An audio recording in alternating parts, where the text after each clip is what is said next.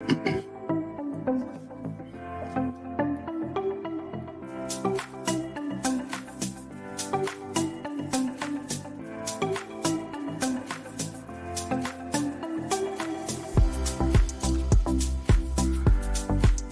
I want to see you dance.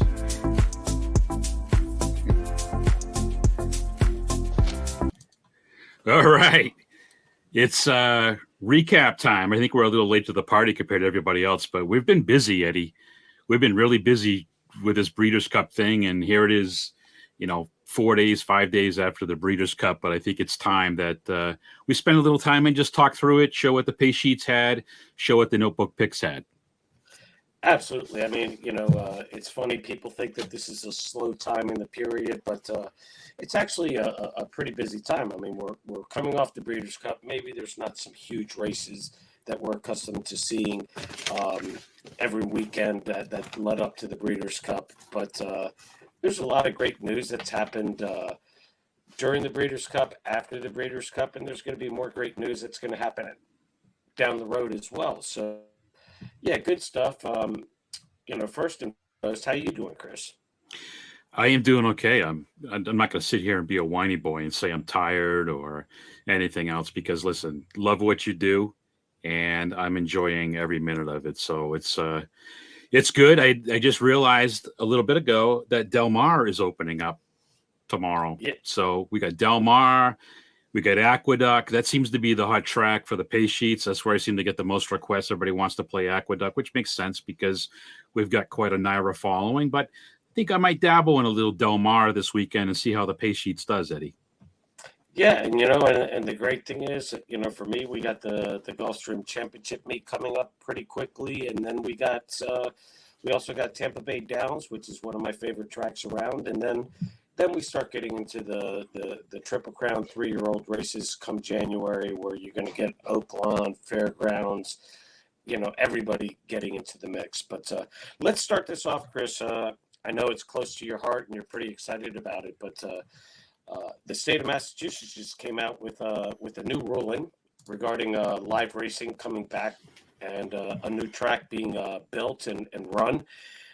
Since the closing of Suffolk Downs, which was very close to many people's heart and an old great track. So I'm going to turn it over to you and let you talk about that ruling that you and I have spoken about. Yeah, so we were all excited that the selectmen were going to vote on a track, and I think they delayed the vote a couple weeks, and then the selectmen voted, and they voted, I don't know if it's 3-0 or 0-3, not in favor of the track. And then what I'm reading and I'm understanding, they had another meeting Wednesday night, and there's now been a change in the vote. Now the board's voting 2-1 to have another vote. And I guess they had a bunch of petitions that were signed, 427 people. So I don't know all the benefits and stuff of what Hardwick, Massachusetts is going to get if they go through and do this. I know there's a lot of great things. It's not just going to be horse racing. They're actually going to have they have a facility down there now, I guess that's top notch. And they're looking at doing some different things, aftercare, breeding, everything else. But, as a fan of me, I'm really keeping my fingers crossed that, somehow this happens. So, and it's interesting because they're talking about a fall meet. Obviously we go through Saratoga, which is a month and a half plus of racing, but it would be something to have racing potentially in the fall in New England where it's still nice. You get the leaves changing, and maybe down the road, who knows? Maybe we could do something in the spring too. Yeah, that's one of the things in reading the story and kind of looking into it a little bit more, doing some investigative work, so to speak. And it's not just the racing, but you alluded to the aftercare program, what they're doing, what they're trying to set up for the backstretch workers and everything. It looks like it's more than just racing that they're looking at doing. So I think the platform that they've built for this is very appealing. I mean, you're always going to have some resistance from the locals wherever you're trying to do something like this, but I think there's a good possibility this gets pushed through. Yeah, and the other part of it too is, if you noticed in the article, Blood Horse, which I'm showing on the screen here, they did a nice job in a write-up, and there's been some articles about this. But Massachusetts, from the casinos that they have, they're actually been funding a piece of that. So back when they were doing these Suffolk Downs weekend meets, and I think it was, if I remember right, I think it was like the beginning of the month. So what you'd have is you'd have a weekend, Friday, Saturday, Sunday, where they would have racing first weekend of the month in June, and then they would have another one like the first weekend in July, so people could ship their horses there, and then they could run on every 30 days. So it made sense, but it was nice to have. We had a beginning of June, a beginning of July, a beginning of August, and I think a September. I think one year actually, I think they extended it another month and had October. So it wasn't too much. It was nice to know that weekend was on the horizon. Yeah. So anyhow, I mean, I think that's a great story, and hopefully, we've had so many tracks close in the last year and a half, last few years, and hopefully this is a good story of somebody wanting to do something not just for horse racing but for the entire industry, and we get a new track in the mix that does have a niche that works out for everybody. But that being said, let's talk about Flightline. Flightline? Who's Flightline? Oh, that's that horse everybody's comparing to Secretariat. Okay.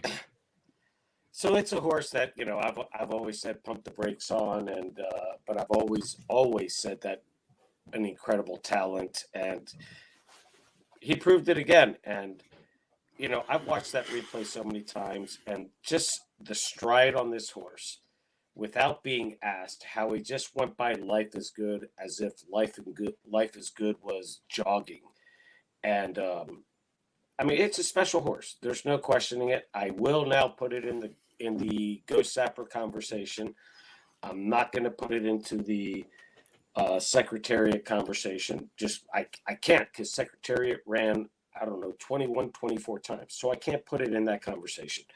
But $200,000 first year stud fee. Wow. Was that a bargain, Eddie? Is that a bargain? Is that a bargain? 200,000 for the? I mean, I'm sure there's going to be deals that we don't hear about and stuff like that. There could be 2-for-1 deals. I can't imagine 200,000 first time out. I mean, come on, that's as high as I've heard of first time out. I'm sure you could go back in history, and there may be some other horses that I said it earlier on Twitter that Stormcat's the highest I've seen at 500,000 when it reached its peak, and people came back and said that there's a couple other horses that actually got to 800,000, which I wasn't aware of. So I learned something from that. But yeah, I mean, I'm not going to say that he doesn't deserve it, but it'd be tough to pull the trigger at 200,000. I mean, I don't think he's going to get 150 to 200 mares to pay 200,000 for that. All right. So I got, I just pulled up. The great thing about the internet is I can do things like right away.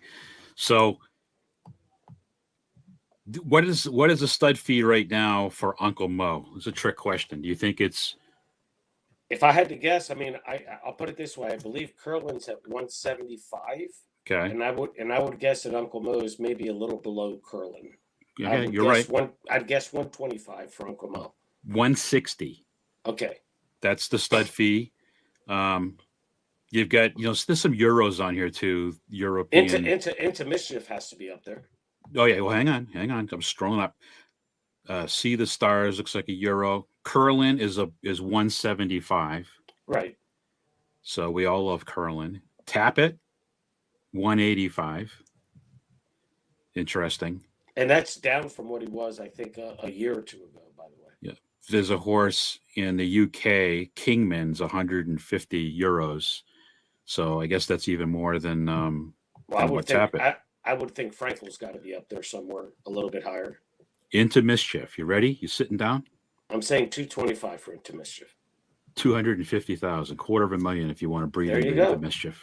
Well, that'll make, if Yo Roberta listens to this, it'll make her happy because she's an Into Mischief super fan. So I got two more. Number 2, and by the way, Into Mischief was number 3. Number 2 is Frankel. So I don't know what the euro conversion is, but it must be more than $250,000. But he's 200,000 pounds in euros. Is it pounds? Am I right saying that? Or yes. Euros? I don't even know what the hell the stuff up. And the number one stud fee, I'm glad you asked, because I actually asked this question last week. I said, "Man, this horse must be a good one," because all the Euros from last week that kicked our butt come over here in the turf. The Bowie, Yeah. 250 pounds. I don't know. Again, I don't know what that equates to, but I'm guessing it's probably somewhere in the 300,000 range. But I think just under 300,000. Well, I don't know. I mean, with the inflation and everything that's happened in our economy the last 2 years, I have no idea what it equates to either, to be honest. But all right, so let me ask the big question: if you were a thoroughbred, what would be your stud fee, Eddie? me, Yeah, you. 12 pack of Heineken. I love it. I love it. And I see some other horses are, speaking of stud fees, there's some other horses I see that same thing. I mean, I noticed that Olympiad, who, by the way, Olympiad did good, well again at the Breeders' Cup. Olympiad retired, so I guess, I don't know if $35,000 is bargain basement material, Eddie. But looking at $250,000 versus 35,000, I don't know. Maybe we should pull our money together and maybe we could breed in the Olympiad for 35 grand. What are you thinking? Well, if you, and again, I haven't looked into this, but my guess is when Curlin first went to stud, my guess is it wasn't much more than 35,000 when he first went to stud. So, people get caught up in everything. I mean, well, look, Justify, I believe, started at 75,000 first year out, and that horse was 6 for 6, won the Triple Crown, but he just didn't win as impressively as Flightline did. And then you had the people thinking that he was a drugged up horse, which I don't believe in any way, shape, or form. But he started off at 75,000, and look what he's thrown out his first and second crop. I mean, he's been an absolute home run. All right, guilty as charged. I'm going to tell you right now that I didn't think Justify was going to be that great a sire, and he's everything he's turned out. I mean, I don't know about everything, but he's had some really good crop here out of the gate. Gunrunner. What's Gunrunner? I want to say Gunrunner's maybe $1.25. You think Gunrunner's a buck? And Gunrunner's proven himself to be a super sire already. Now, let me ask. So here's a question. It's 125,000. You're right. So if you could only breed, because I'll give you a Flightline for 250. It's going to cost you. 200, or I'll let you 200 for 200,000. Or I can breed you to a Gunrunner. I'll give you 2 Gunrunners for 200,000. What would you take? I'm taking Gunrunner all day. Gunrunner, okay. I'd take two Curlins all day. I'd take 2 Into Mischiefs all day. I mean, it's just like Flightline's got to prove. He proved himself on the track, but I mean, if you want to compare Flightline to Secretariat, just remember Secretariat wasn't the greatest sire in the world, but on the dam side, Secretariat was fantastic sire. Just like Deputy Minister, me and my love for Deputy Minister, he's arguably the greatest dam sire in the history of the sport. Mm-hmm. If you really go back and look at what he's thrown. But, people want to say that American Pharaoh hasn't been a great sire, but American Pharaoh is throwing turf horses as well. So let's just look at this for a second on the Flightline front. And you're a better pedigree person than I am, but, we know Tappet, goes back to the AP Indy, Seattle Slew. I guess the dam's name was Feathered out of Indian Charlie. How do you think this horse is going to be as a sire? I had said a few months back, I would love, because when the owner said that they wanted to run Flightline at 5, I said, I hope they run it on turf, because on the sire side, obviously Tappet, Pulpit, and then you got the APMD and unbridled side of it. Scroll down to the dam side, because the dam side has grass all over it. You got Indian Charlie, but then you got In Excess, Dynaformer, and then scroll away a little bit more, and Dynaformer's out of Roberto. This horse, Siberian Express, this horse should be able to run on turf. So I would think his offsprings are going to be very versatile, be it turf, dirt, be it short or long. So from a breeding standpoint, this horse is really regally bred. Yeah, I see Northern Dancer on the sire. Oh, it's Secretariat. Okay, Yeah, Secretariat's in there too. Secretariat. So don't that's there's some back. I don't know if every horse is connected to the Secretariat. I always said that about Man of War. At some point, I mean, everything has to cross back, I guess. But there's your Secretariat right there. Yeah, and Okay. he's got Honest Pleasure in there as well, which was a super nice horse. Look, this horse you can go back and just look at all its breeding. It's bred for short, long, dirt, or turf. So Okay. we'll find out what he throws, and but we're not going to know for a couple of years, Yeah, 2.5 years. yeah, you're right. We're not gonna know. My guess is he's probably gonna be a pretty good sire. Just looking at Justify, and even when Farrell came out, I mean, I think the first crop of the Farrells there wasn't much competition, but I think the Farrells did pretty well on the first crop as well. Yeah, the Farrell horses are doing, especially on turf, they're doing super well, and we already mentioned Justify's done very well. You got horses like Constitution that are doing very well. So I mean, I just like to see a little bit more, um, share the wealth, breed, have them breed to maybe some obscure mares and things like that, just to see, a horse that just jumps off the page. Like, we had Funny Side, we've had other horse. Holy Bull was one that wasn't regally bred. We've had other horses that weren't part of the mainstream breeding that jump off the page. So hopefully we get some of that coming up in the next few years as well. Okay, so let's just talk about the Breeders' Cup weekend. How we did, how you did, how I did. I can tell you, I had a better betting day on Friday than I did on Saturday, and I was trying to think, what did I do differently on Friday and Saturday? Well, Friday I just paid attention to the races, and then Saturday I was doing everything else under the sun, doing a podcast with somebody. Distraction City, Eddie. That was the secret, I think, between why I didn't do good. How did you do? How did the notebook picks do on Friday? Friday wasn't the best for notebook picks. We had one winner out of the 5 Breeders' Cup races. I did have, I did not pick in the juvenile sprint. I did not pick Mischief Manage, but I did say you got to respect the Appleby Buick connections. I wouldn't be surprised if the horse wins, but I was trying to beat it, and my horses didn't do well in that, which was the first race in as far as the Breeders' Cup was concerned. I picked the Phantom Queen in that race. I really liked that horse quite a bit, but it just didn't run all that great. That was the first race on Friday. Well, it was I want to say it was the 6th race, but it was the first Breeders' Cup race. Oh, okay, yeah. That's right. That's right. So Yeah. just 1 sec, because when I did the pace sheets, actually I did better on the non-stakes races than actually the stakes races, and this is where Sure. I came in. I had some very strong opinions, and I'll show one of them right here. And again, it's not like I mean, the people that purchased this. So I landed the first 3 and I played them as singles because I was against that favorite, the morning line favorite, the 8 in the second race. But if you were to look at this race, I got lucky, by the way, because if you remember, it was a dead heat to start things out. Yes. So I was all about the 6. That was my play. Everything was going through the 6. And the 4 ended up flying, and it was head on. And I thought for sure I probably got beat, because usually that's what happens to me is I get beat at the wire, and my pen is not working, Eddie. So I guess I'll have to That's just okay. cash That's that okay. in. But it looked like an honest pace. So it was 6-4. The other thing that I just wanted to call out is, thank God he won, because he was actually the top gap horse. He actually had the highest score out of any other horse on Friday. Believe it or not. So that was interesting. Got a couple things down here. You noticed he had trouble last race.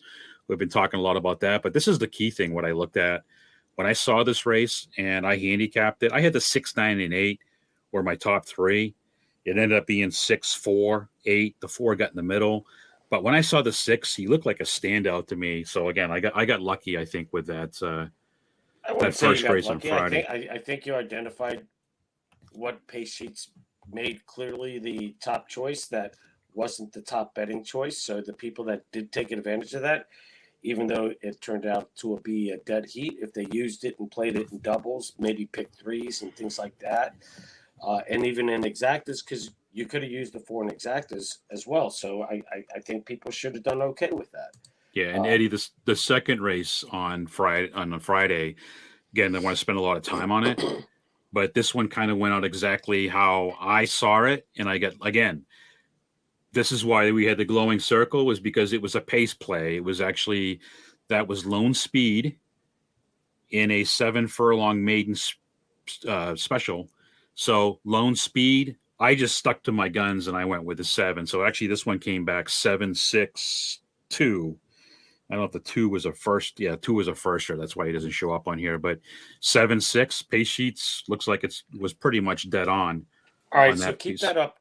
Keep Mhm. that up there for a second, Chris, just for the listeners and viewers here. So you have the glowing circle on the 7, and that's because speed is up here on top, and then you've also got a big bubble with the 6 down bottom, but it's in front of the 7. So to Yeah. So me, the way I would read it is the 7 is the main speed, the 6 is the main closer, mhm. and maybe the 10, because the 10 and 11, because they're a little bit bigger bubbles, they may show up and pick up a piece of the pie.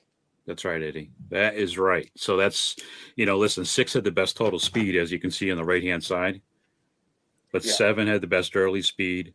And we all know the power of the lone closer. I mean, the lone early speed on the front end, especially at Keeneland. I mean, listen, this every race you want to get to the front on dirt, but especially at Keeneland. We talked about this to death last week. Those turns going around. I mean, you got to be forwardly placed, and then it reminds me a lot of Tampa, that once you get into the stretch, that away they go, and it's just hard for back speed to win Yep. there a lot of times. So third race, this is another one that right on the money. Again, it was a pace play. I love to think that every time we got lone speed in the front end, we win the race, right? But this one came back. Actually, 1 was the biggest bobble. 11 was the corner horse, and it had a pace advantage. So this race actually went 11-1-10, which makes a heck of a lot of sense. 11 was the best total pace. 11 with the best early speed. 6 was, I guess, the best late speed. But you look at it down here, but it makes sense the way you connect the dots. And I think so this was a 6.5 furlong race in the dirt. So there wasn't enough pace, I think, for the 6, but 11-1. So those 3 races really made it made my Friday, because I had a strong opinion. I liked what I saw, and I played my opinion, and I played against a lot of other horses, and it paid off in the end. Yeah, I mean, again on Friday, look, in the as I said, I didn't have Mischief managed, but obviously I spoke about the Appleby Buick connection, who we all know now how great of a weekend they had in the juvenile fillies. My top pick was Raging Sea, who was wide, broke a step slow, hit some traffic, and came flying late and just missed second and wasn't far behind the 5 Wonder Wheel. If that had happened, I would have hit that exacta. So I wasn't too far off there. In the juvenile fillies turf, the What 10 race was horse, that? Do you remember? the juvenile fillies turf was race 8. Okay. My top choice there was Cairo Consort at a price, but my second choice, who I really liked, was the 10 horse Mediate and or Meditate, I should say. Sorry. And Cairo Consort, the 2 horse at a price, just missed second, and I think both you and I really like the 2 horse in that Yeah. race. I mean, we talked about this. I mean, the pace was fast. He would listen. He was a corner horse, so I liked him. That was my pick, especially if I could get anywhere near the morning line at 12-1. Yep. So this race here in the 8th, so the 10, it was the Euro. And remember, we did the extra work to find out what are these horses and what are their pace style.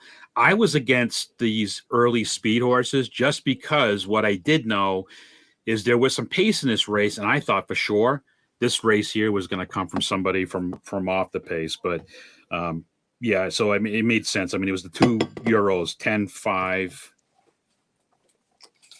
Yeah, and then the 2 came third. The two, I'm sorry, Cairo Consortium It came 10-5 came 2 in that third. race. Okay, yep, So, that's exactly right. and then if you go to the BC Juvenile, the next race, Mhm. um, everybody had Cave Rock. Cave Rock was a total standout. My second choice was Blazing Sevens in that race, the 10 horse that came fourth. And Forte was my third choice. And I love Forte based on its breeding and its past performances. I threw out the last race of Forte. And, I, you know, I got the exacta because I did box the 3 with the 4 and the 6 just in case it came out where Cave Rock did not win. But Mhm. I mean the 3 Cave Rock was a standout, but the 4 definitely figured, and so did the 6. Yep. So the 6 was the pace play, just from the fact of the pace looked pretty hot, and it was the lone closer in the race. So even though it didn't have the best late speed, it doesn't have to have the best late speed. It just has to be at the right place Right. at the right time. And yeah, this one killed me because man, I was all about Cave Rock. 4 made sense if he got into a speed duel, but I really didn't see how Cave Rock was going to get beat there. And I think the ratings, the numbers, and everything else kind of played into that as well. Well, if you look at your total pace sheet, put that back up real quick because the race finished 4-3-10-6. Hmm. And that's if you look at total pace, your total pace is 3-4-10-6. We had one Top today. 4 choices. We had one today, Eddie. It was the top 4 horses on the right hand side. It's crazy when you run into some of these.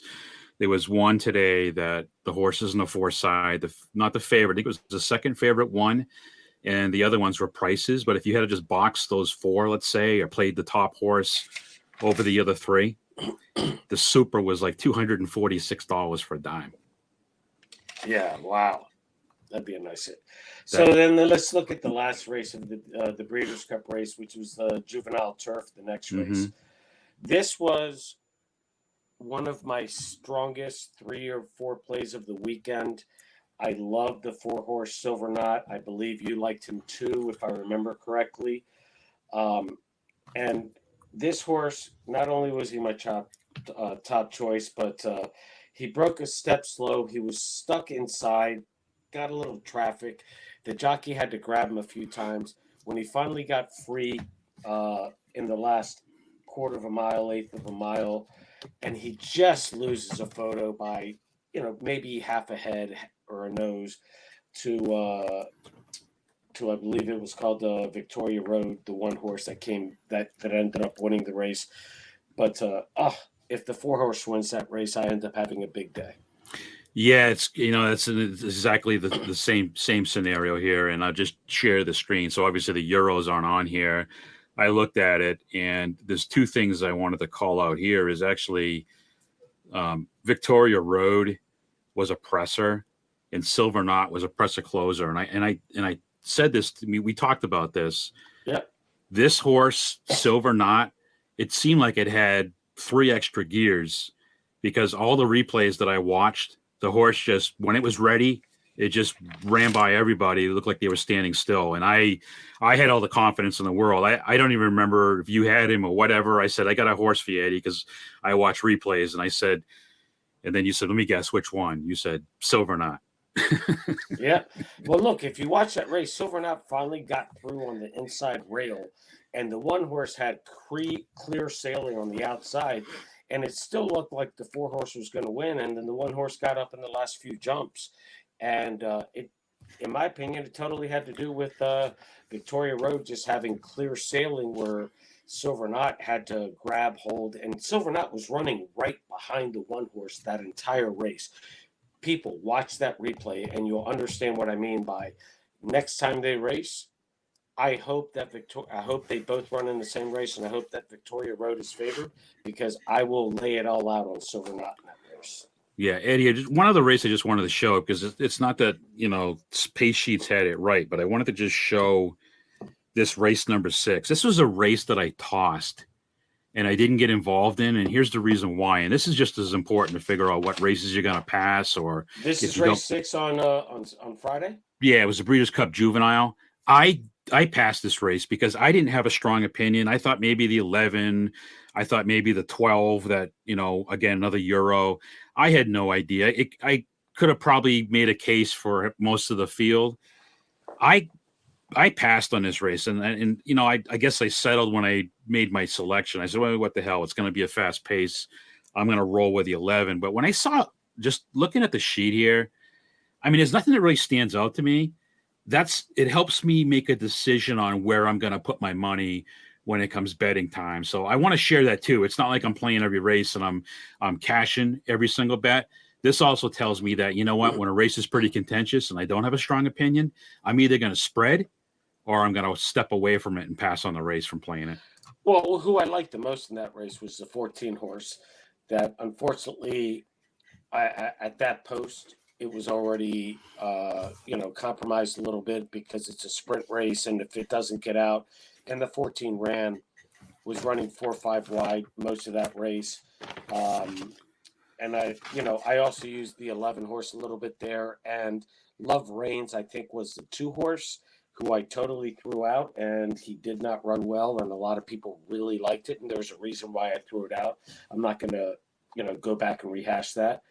But, I mean, the 5 figured because of the connections, but second, third, and fourth to me did not figure in that race. So, yeah. But let's move on to Saturday. Let's talk about Saturday. And again, I picked more winners on Saturday, but it didn't result in any big scores, which is interesting because I think I just did a better job of betting and selecting where I was going to put my money on Friday. So I had a couple of them, Eddie. I just wanted to talk through. I think it was. Well, I had a pretty good day on Saturday. Let's start with, I think the first Breeders' Cup race was the third race, the Filly and Mare. Okay. Sprint.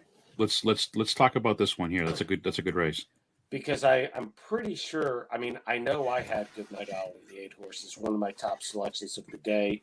I think you liked the 8 horse quite a bit yourself. I did. I know that a couple of the people that follow us and purchased our picks liked Good Night. They liked that selection. And I believe it went off at a decent price. It wasn't like 6-5 or anything like that. I think it went off at like maybe 3-1. Yeah, it was. I think it was higher up. It was 3-1 or 7-2 or something like that. Because I was actually surprised, And again, it looked kind of contentious a little bit on the bubble here, but when I handicapped it, I just thought that was the best. Actually, that horse was a single to me on my sheet. I just really, really liked it, and I can't remember who went off as the actual favorite. I really liked it a lot. I think the 4 CC may have gone off. I think you're right. Yeah. But I made the mistake of stubbornly throwing out the 13 Echo Zulu, who Echo Zulu at the beginning of the year was considered a top contender, and I threw it out. But my top choice was the 8, and my second and third choices ran third and fourth behind Echo Zulu, and just missed second. And if I had just used Echo Zulu, it could have been a big hit for me there. The following race, we had a big price in Caraval, which was a big surprise. And that's a shame because I love Cody's Wish in the Dirt Mile, which was the following race after that. Yeah, that's the one that killed me in the fourth race. That one there was another one I didn't have a super strong opinion, but I went. I like the 6 Highland Princess in that race. That's the one I was on. That was my top choice, and then I had Golden Pal. I thought, listen, Golden Pal's a classy horse, and a lot of people were against him, but I was like, you know what? My top 2 were 6 and 8. And that's how I rolled, that's how I rolled. I had Golden Pal second, and unfortunately, there's been a lot of talk about how the starter in the gate held on to Golden Pal a little bit because Golden Pal usually breaks like a rocket. So there's obviously, Eddie, why wasn't there an inquiry on that? Like, why did nothing happen with that? Because I see that a lot. Like, and I've seen stuff even of 3 days. I think I saw something yesterday. Somebody posted on. I don't understand why wouldn't the stewards have made an inquiry there? Because there was nothing, and I didn't even know about this till like 3 races later. Because they're only going to look at it if it's in slow motion. You could see that the starter held him maybe a touch too long. Maybe he wasn't prepared when the gate opened up. That I'm sure that happens so often throughout the course of a racing day. in other races that we don't have the cameras on them. But what hurt this race is the only other speed in the race was Caraval, the 10, and that's why that horse won. He got off to an easy lead. But the interesting part, watch that replay. You'll see that Golden Pal got off slow, was held a little bit longer, but in the stall next to him, the 9 horse didn't have an assistant starter in the gate with him. He was on his own. So if that's the case, and if Golden Pal, like if you watch European races, they don't have starters in the gates with him. These horses just walk in and go. And I don't know why in America, I mean, I'm sure there's a reasoning for it. I don't know if it's an employment reason or if the horses are a little skittish, but if you don't need the assistant starter, let the horse just stay in there because nobody's holding it. Let the jockey make sure that the horse has his head straight and start properly. Right. No doubt. No doubt. So Cody's Wish, we got to talk about Cody's Wish. Yeah. Okay. Let's talk about it. Dirt mile. That horse. I mean, he was again one of my top 4 picks of the whole weekend, and it won. This horse is so good, but the story behind Cody's Wish, Chris, have you looked at the story? Have you read the story behind it? Yeah, I've seen the thing, and I saw the Cody, I guess, who the horse was named after. The kid in the wheelchair was actually at the track, I think, and they had some pictures online. I saw. Such a great story. These are stories like this that should really be talked about.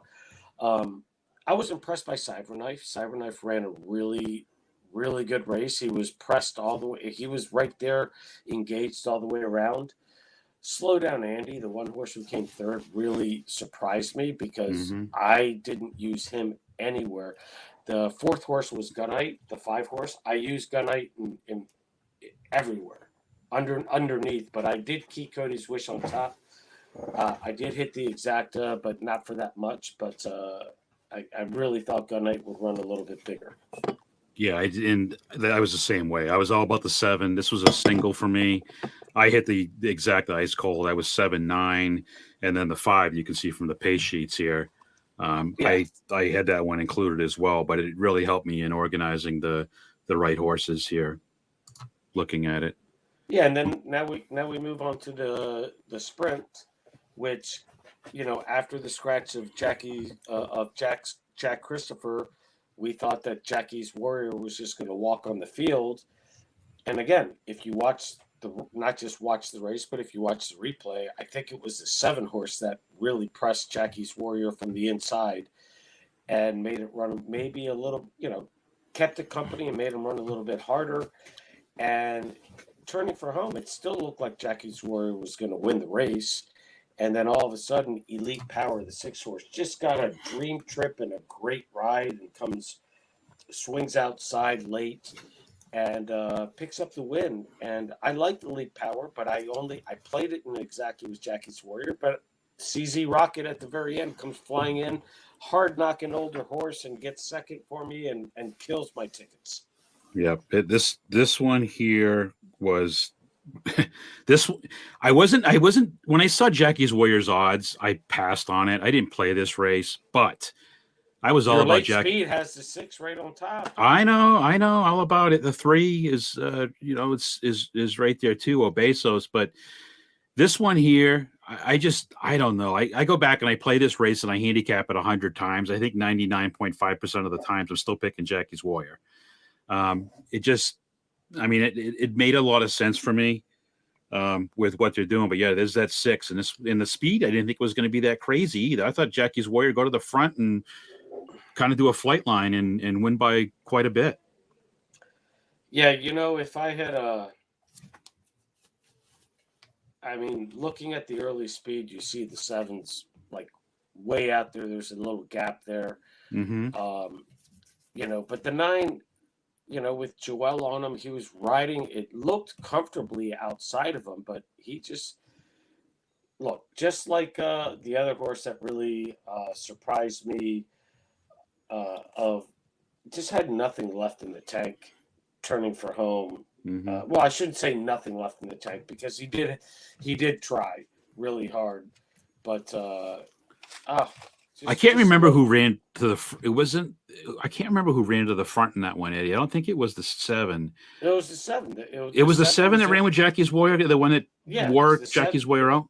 Yeah, Okay. the 7 was inside the 9 the whole way around, and then the 8 CZ Rocket comes in down the rail, and the 6 was on the rail behind them, and then he swings out and gets clear sailing Mm-hmm. and wins for fun. To be honest. Yeah, So it's. I mean, pace makes the race, I guess. And when early speed can't hang on, guess what happens? They drop back, and that one was all about late pace because it was a closer first, a closer second, and Jackie's Warrior just barely hung on for third. and now we can talk about the BC Mile because I'm telling you, I came first and third way too many times today. Before this race, my top pick of the entire weekend was Modern Games. I love this horse. I know you like this horse quite a This bit. was my The four top horse. pick. Are you sure we don't have this confused or something? No, we talked about this. It was my top choice, but see, my second choice and and I loved the 13 Kinross in this horse, and he just gets nipped at the end by Cheryl Sprite. And God Almighty, I mean, I would have had a huge score with the 13 second in this race, and I don't know how the 2 horse got second. I mean, this horse is a hard knocking horse. Obviously, the connections are really solid with Saez and Atfield. But oh God, if the 13 gets up for second, but Modern Games may end up being the 3-year-old horse of the year. By the way, even though he's only run twice in North America, I think he won up in Canada once, and now he won down here for the Breeders' Cup, only because the only other 3-year-old, unless Rich Strike runs again and maybe wins a race before now and Eclipse Awards, it's got to be between Modern Games and Epicenter. And unfortunately, Epicenter, as we all know, got pulled up in the BC Classic because it got injured. So Yeah. I don't know what they're going to do there. Yeah, I don't know. That was my top pick of the whole thing. As a matter of fact, and I said this to you when I ran the pace sheets early on, like 2 weeks before the Breeders' Cup. I'm waiting to see how Flightline is like blowing up the page with like the highest scores and the highest rankings and everything. It actually wasn't Flightline in comparison to the field that had the highest scores. It was Modern Games, and I was like, "What the heck?" Yeah. It was surprising to me, and listen, everything worked out there. I just wanted to call out on your 2. Should have been a big surprise because actually that horse was very competitive on total pace on that front. I didn't have him underneath. I know, but I just loved Kinross's and Kinross, I believe, was a European horse, and I just loved his time form numbers. Okay. Now I'll go to the toughest beat I had all weekend because I love Nest, but Nest is the horse that totally just came up empty. Biggest disappointment of the whole weekend for me. Like, I want to see dominance. I want to see greatness. We saw that with Flightline. I thought we would see the same thing with Nest. Yeah, but you know what? If Clairiere wins, I hit rolling doubles, pick 3s, the late pick 4. I hit all of it. And I mean, just a tough beat in that 3-horse photo finish. Happy for Malathat. Again, Malathat, Deputy Minister lineage horse. I love those. Blue Stripe was the horse that kind of blew it up for me, the 2-horse. But you've got it in early speed, but late speed, the 2 didn't figure, and he hung on.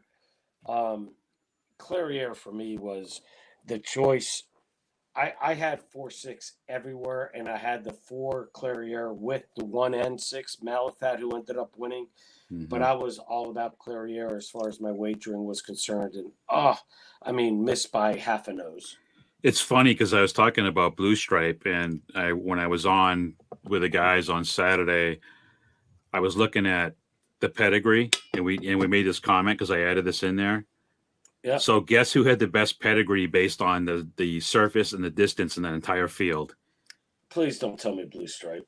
Blue Stripe. Equal Stripes sire had the number 1 ranking in both the surface and the distance. So again, it's another tool to use. I wish I had used it and used my wisdom, but I didn't, Eddie. But let me ask you a question. If you can pull it up. Yeah.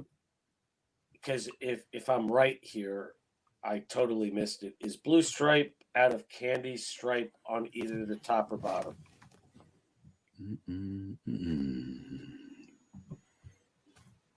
Blue stripe, right?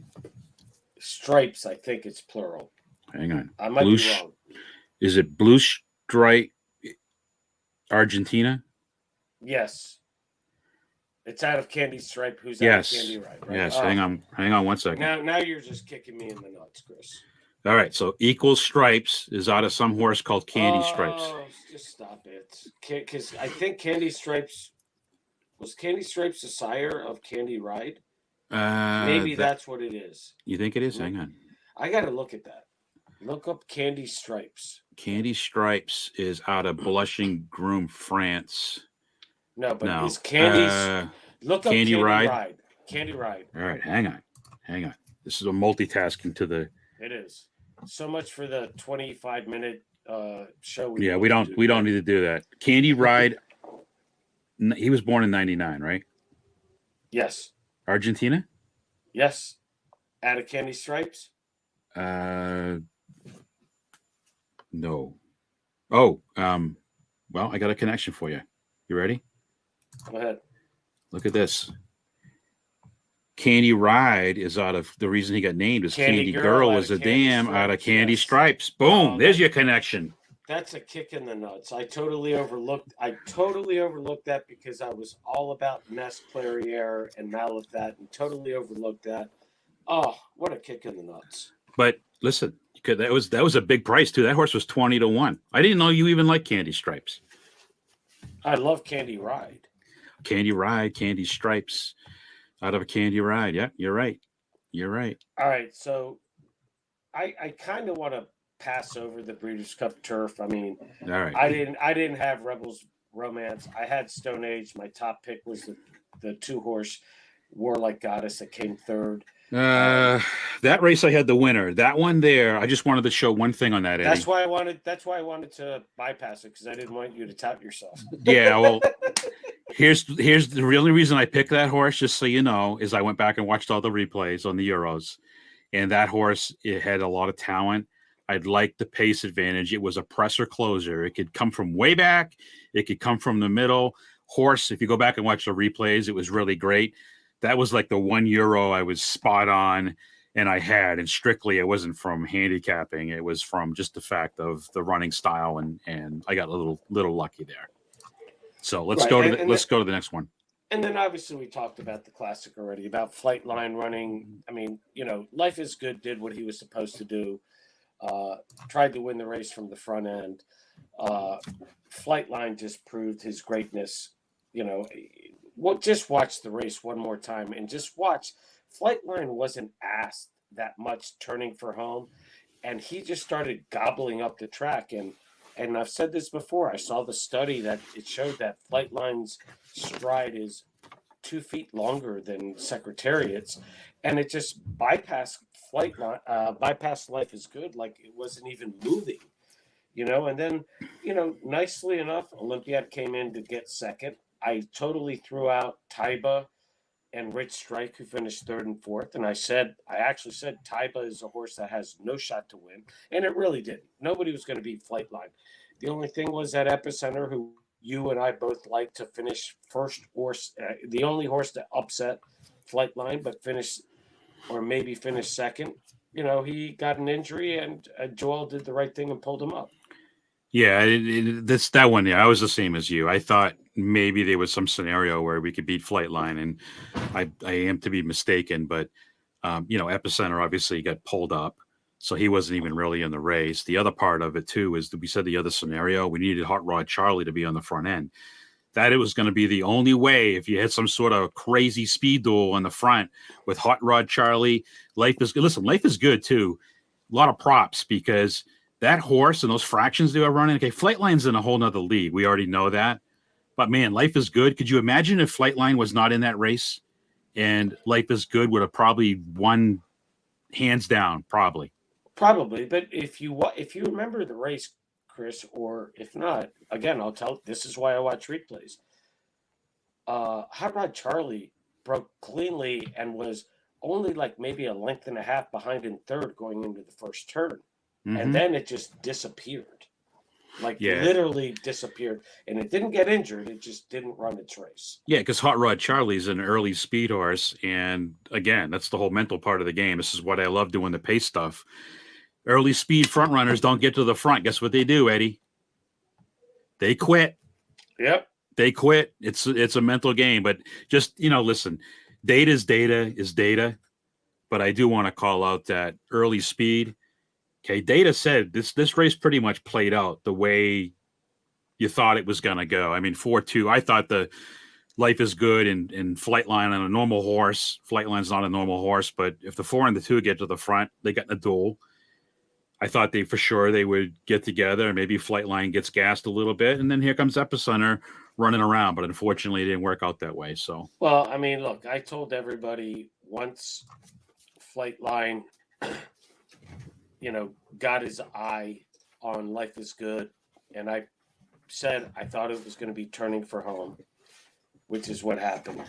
That Life is Good was just going to, I mean, look, all of a sudden, just like a person running, a 400-meter race or a half-mile race, whatever you want to say, it's like, I'm beaten. And the horse just like knows that it's beat, and Olympiad came up for second, which I had a very small exacta. I think I had a $4 exacta on the race or something like that. But I needed Epicenter for a big score there. But the only thing I'll say is I wrapped up the day where I said, Joel is not going to end up this day without giving me a winner. And he won the last race of the day, the 12th race, which was a $350,000 stakes race. So I did end up with a decent double in the race, and that made it I was already a winning weekend, not a big winning weekend. I won a few $100, nothing huge, but great weekend. And, now we have a few weeks to regroup, maybe watch a few races here and there, a few Saturdays here and there, but we're going to gear up for Gulfstream, for Tampa. And then we get to have the fun Triple Crown prep races at Fairgrounds, Oaklawn, and all the Santa Anita and all the other tracks around the country. Yep, I'm juiced. So I guess next step is probably we're going to be, I don't know when Tampa opens. It's coming here quick. And Tampa opens up by the end of the month. I think so. And I think if I remember right, I think it's the week before Thanksgiving, which would actually be next week, possibly, right? Which I may be there for opening day. Let me see. I love that track. I'll go back and look at it. It's one of my favorite little, I call it a minor track, but to me, it's somewhere in between. Not a minor track. It's maybe a secondary track, but and it's got the best corned beef sandwiches downstairs when you go to that deli, and the guy's carving the turkey and the corned beef and everything. Cuban sandwiches are the best there too. Don't just make it corned beef. Come on now. So when everybody's, this is sacrilege, but when everybody says, "Oh, how great the food is at Saratoga," I call bull crap, because I'd rather go to Tampa. And I'd rather go to that deli downstairs where they get all that fresh meat and they give you a fresh carved sandwich. Sign me up for that any day of the week. Saratoga, if you're listening, Naira, that's what you need at Saratoga. Of course, they charge us $40 for it. Saratoga used to be when they had Hattie's and other places like that, right by, down by the escalator, down by the clubhouse area. They used to have the best, but now. All right, I don't want to get into that conversation. All right, listen, Eddie. We're going to be babbling here for you can tell me that later. But what else? Anything else? The great stuff that we have looking forward. I want the listeners and our followers to realize that we got some great stuff coming up. We got some enhancements coming up. We're going to pick up the Euro horses and have more information on them. We're going to have more information on the maiden special weight race horses that haven't run. Just stay with us, keep with us, and we're going to have a fun end of the year, but we're going to kick off 2023 running. Yeah, no doubt. And I listen, it's all about learning, and you see different things, and got some thoughts. Actually, this Breeders' Cup was fantastic because, I had the pace styles and stuff were in that information. But it also allows me, I wish we could have done this, so we could have done that. It just makes us stronger for the next time. And I think that's probably, besides Breeders' Cup, Eddie, is there any other crazy days? I know sometimes the Euros come in for like the stakes races, like at Belmont. They used to do the big Caribbean Classic at Gulfstream, and I'm not sure that they're doing it this year, but there's Euros do come in for a couple of races before the end of the year. I'll take a look at that so we can maybe put something out on them and what have you. But Chris, for you, the biggest and best news is I'm actually gonna get a new laptop so I can actually look straight into the screen Whoa. instead of looking Whoa. all over the place. Yeah, This yeah. is like Star Wars stuff. You might not even need, you know what? You might not even need those earbuds anymore. Hopefully not, but I'm okay with this. I'm getting used to it. All right. Well, fantastic. So, all right. Well, thank you, Eddie, for your time. I hope you guys enjoyed the show here talking about the Breeders' Cup, and we'll see you the next time. Appreciate y'all for Hey, tuning Chris, in. appreciate everything. I know how much work you put into this Breeders' Cup. So, and for everybody else. So, All right. Give me the Rosario kiss to end things, Eddie. Perfect.